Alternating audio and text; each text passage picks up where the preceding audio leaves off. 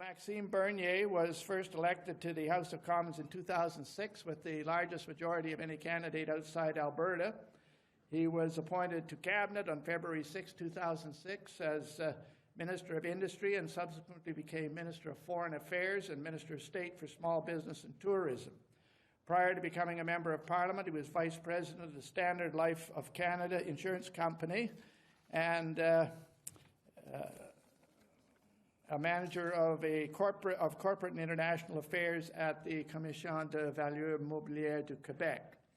So, Maxime, will you please come up? And we're looking forward to what you have to say.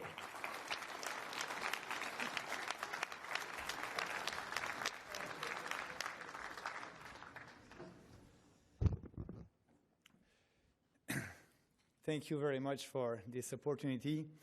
Bonjour, chers amis, dear friends, good afternoon. It's very nice to see everyone here this afternoon. And let me get right to the question we were asked. So, if I decide to run, how will I do it? The answer is very clear in my mind. I will run a campaign based on substance and ideas. Yes, that's why I'm in politics. I'm in politics to defend and promote conservative values, and I grew up with these conservative values. They are who I am. Je suis de la Beauce, au Québec. C'est une région qui est reconnue comme étant la plus entrepreneuriale du Québec. I'm from Beauce, a region that is well known as the most entrepreneurial in Quebec. This is where I learned the values that go with entrepreneurship: individual freedom, personal responsibility, self-reliance, integrity. But of course, these are also universal values, values that are at the core of Western civilization, values that have made this country prosperous and a great place to live. There is a large constituency for these small government principles. Many people who don't necessarily consider themselves conservative and who did not vote for us are fed up with a big government over-borrowing and overspending, a big government trying to manage our lives from the cradle to the grave. And we can safely bet they will be even more fed up 4 years from now.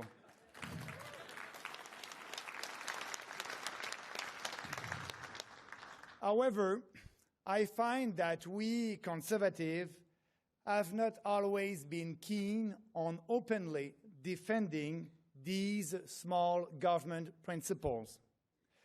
Let's take the issue of corporate subsidies. Free market economists unanimously decry them as inefficient and a waste of taxpayers' money. They are also grossly unfair. They favor some businesses at the expense of others. They create a constant demand for government intervention in the economy. I'm pretty sure today that almost everyone in this room understands that instead of handing out government grants, we should reduce taxes and provide a more favorable environment to all businesses. Like that, everyone will benefit.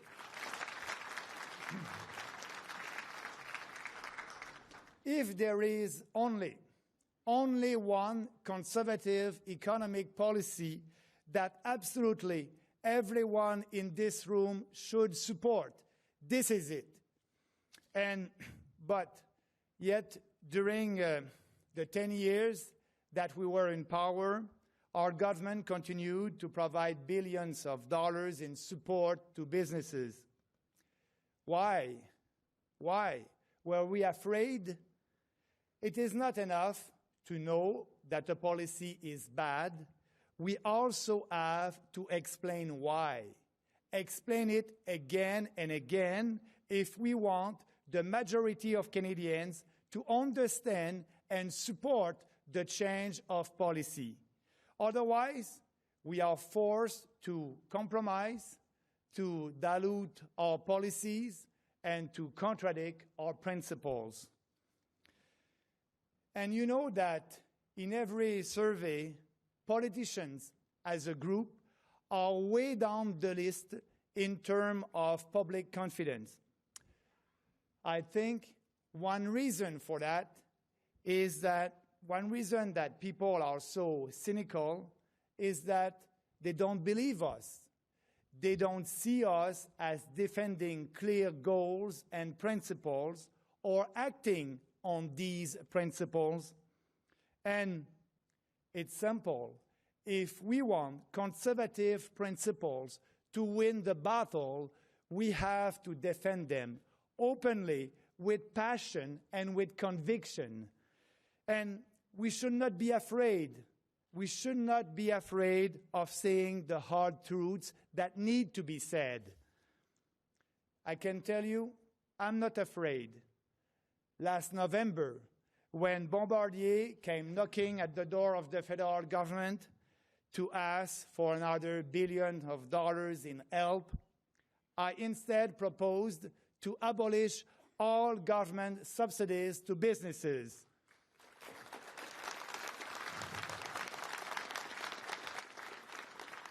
GM in Ontario asked for subsidies also at the same time. I said GM should not receive any money from the government. I'm willing to say the same thing whichever company or region is involved. Several years ago, when I raised the issue of equalization, I was attacked by most of the political class in Quebec. Quebec has been receiving more than half of the equalization money, the money that is in the equalization program, for years. And I said to Quebecers that I was not proud. I was not proud of that. I was not afraid to say that to my fellow Quebecers because I want us to find a solution to this poor economic performance. Many Quebecers share my concerns, and today it is not taboo anymore to raise this issue in Quebec. But you know what? Manitoba and 3 Atlantic provinces get even more equalization money per capita than Quebec, and so are even more dependent on Ottawa. Today, can we say that too? Instead of beating around the bush, can we be frank and open about the real situation? And for me, the point is not to stigmatize some provinces. It is to recognize the problems so that we can address them. There is no other way. We must have a relevant discussion about what policies need to be changed to be fair to all parts of our country and to bring prosperity to all parts of our country. At a time when Alberta, Saskatchewan, Newfoundland, and Labrador are hurting because of the crash in the oil sector, when the government of Ontario is burdening the country's largest economy with more taxes and more debt, we cannot afford to be complacent. We Conservatives have to show to everyone that we have solutions.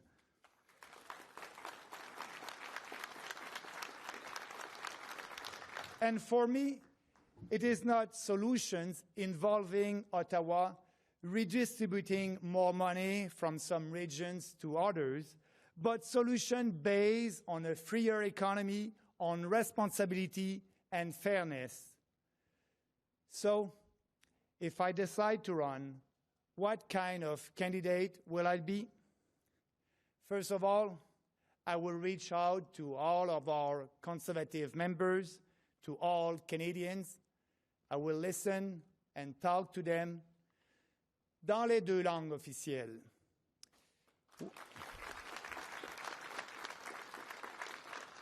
One of our colleagues, Kevin O'Leary, said in an interview a couple of weeks ago that he didn't need to learn French to become Prime Minister of our country. He said he's always been amused by politicians who take French classes and try to speak French in Quebec City when everyone answered them in English. Well, Kevin, when you go to restaurants and tourist places in Quebec City, of course, people will answer you in English, as they do in Amsterdam, Vienna, and Rome. They want your business.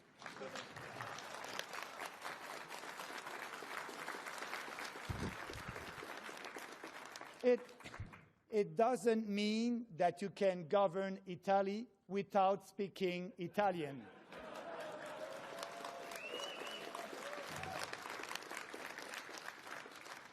I can tell you, when I visit every region of our great country, I won't be a tourist. I won't be a tourist. I want to be a unifying candidate.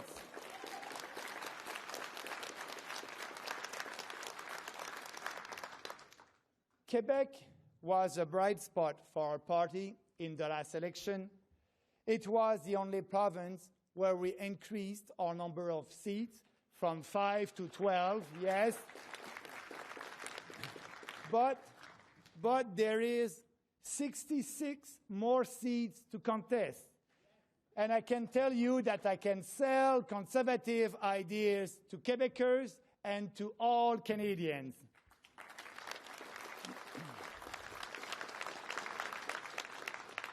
Many years ago, a journalist that I like, described me as the Albertan from Quebec. because I sounded like a Western conservative, despite my bad accent. But there is actually no such thing as a Western conservative or a Quebec conservative or an Atlantic one. There are only conservatives.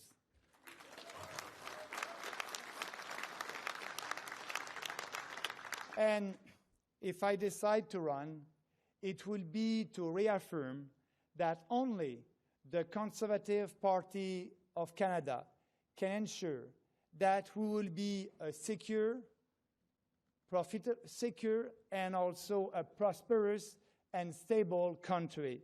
But also, I want to fire up the imagination of Canadians, which are much more free, prosperous, successful we could become if we apply our values more consistently. That's how I will do it if I decide to run. Thank you.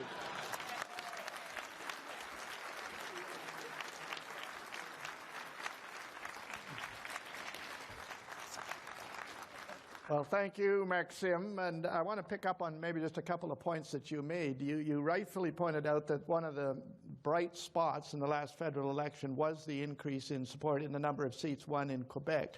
And I wonder if you might just tell us to what you attribute that, and maybe more generally, what does the party have to do to strengthen itself, particularly in Quebec? But first of all, it was a great achievement. You know, we more than double of our seat in Quebec, and it's because we had the right message to Quebecers. First, we believe in individual freedom, and Quebec, they like lower taxes and less government, and also all our topic on the Constitution. You know, we don't want to reopen the Constitution, but our government in the last 10 years, we were the one who respect the Constitution. And Quebecers, they like that.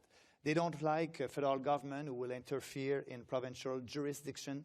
So it is important for them, and it was something that we did, and I hope we'll do that in the future also. And also, we had a great organization, good people on the ground. So I think next time we have a lot of room to have more seats if we stay on our principles. So less government, lower taxes, respect the Constitution, respect the taxpayers. So we must have a policy that will be based on these values and will be successful in Quebec in the near future. What's your assessment of I mean, the Liberals have strength there too, but what's the greatest weakness of the federal Liberal Party in Quebec? But what they're doing right now, you know, with the budget, and they think that the budget, like everybody are saying, the budget doesn't balance itself. So, and right now we have the government that are spending money that we don't have. Quebecers understand that. The credit card of the federal government is full. It is not time to spend money when we are not in a recession. We're supposed to have 1.2, 1.5% growth in this country next year. And when you do that, Quebecers understand that at the end you're going to tax them. And I don't like taxes, and my fellow Quebecers don't like taxes also. So we must have a government that will respect the Constitution. And now what they're doing, the Liberals right now, they're interfering in education. And we all know that education is a provincial jurisdiction. They will interfere also in daycare. Daycare is a provincial jurisdiction. So it is not looking good for the future with our relationship with other provinces. And also they want to impose some condition for transferring money for health care. And we know that health care is a provincial jurisdiction. Yeah. So we transfer money to all the provinces, but without any conditions, because we know that's their jurisdiction. So that can be very difficult for the Liberal Party in the near future on this subject. Yeah, I think that national unity problems increase in direct proportion to the number of federal provincial conferences that are held. So I'm worried about this next one they're going to have. Picking up on one other point that you made very strongly about trying to get businesses off subsidies and a number of the provinces off equalization. Well, how do you handle a transition on that? Like this is, in a sense, it's the welfare trap. There's a dependency has been built up on the part of corporations, on the part of the recipients of equalization. How do you get from that to a less dependent system? What's the transition? First of all, I will speak about corporate subsidies, and after that, maybe the equalization. But corporate subsidies, I think, you know, it's easy for us politicians to have a policy that will be fair for every entrepreneur, every businesses. So I don't think that an entrepreneur from Saint-Georges-de-Beauce, in my own riding, they're willing to give their taxes to billionaires. And the same thing for the middle class. So if you want to be fair for everybody, you just abolish this kind of direct subsidies to businesses and you lower taxes to corporation and individual. So like that, you're fair with everybody. And you know, the best argument that they have when a corporation came and asked money at the federal door, the best argument that they had, you know, you gave money to GM, you gave money to other one, now it's my turn. So it's a little bit difficult to answer that because we didn't have a principled position. We need to have a principled position and saying in a platform, we will abolish all that, but we will reduce your taxes. I think that must be the thing to do on the corporate side. For the equalization, you know, it's there. It is in the Constitution. It's important, and it's a way for Canadians to have the same services the same services if they're in Quebec or in Victoria or in BC. But the formula, the federal government have a control of the formula. It is not in the Constitution. So I think we must sit together and have a discussion about that formula to be sure that everybody will be able to be prosper.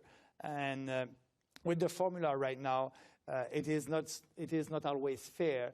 As you know, natural resources are not in the same if you're exploiting some natural resources and others. It is not the same treatment in the formula. So we must have an open discussion on that. And we must not be afraid to put that on the table and having a discussion for the good of all the country and all Canadians. And if I'm running, that will be a debate that I want to have, and we'll have time to discuss more in detail about what kind of formula will be the right one to bring prosperity to all parts of our country. Okay. Now you're like you are, and you've been very strong on Conservatives' positions on economic issues and fiscal issues. Are there other areas where you feel the application of Conservative values and principles have to be expanded in order to increase the reach and appeal of Conservative principles? First, we have to be proud of what we did on foreign affairs. I think our position, it's a conservative position, it's a principled position, fighting against ISIS and being there, being present at the international scene. It is very important, and what my colleague Tony Clement is doing as a critic right now, that's a great position, and I think we must speak to people and continue to have that kind of position. We are proud, we are Canadian, we have something to achieve at the international scene, and I think Canadians want us to combat ISIS abroad and to be sure that we'll have a secure country here in Canada. So that's a great position that we had, and we must continue on that direction. So foreign policy would be a big area of expansion. Yeah, foreign policy. We must explain that to Canadians, and I think we have a great support on that position in Canada. So we don't need to change that. It's a conservative. It's in us. Okay, now you know, because you've been across the country, that there are various flavors of conservatism across the country. There are libertarians, there are fiscal conservatives, there are social conservatives, there are democratic sort of bottom-up conservatives, particularly on the prairies. There's constitutional conservatives that want a more decentralized country. There's in British Columbia, there's polarized conservatives that believe in polarization and get left and right and be at one end of the right end of the pole. For a national party, one of the challenges, of course the challenges for a national leader, is to find a common ground among these various flavors of conservatism so they can work together.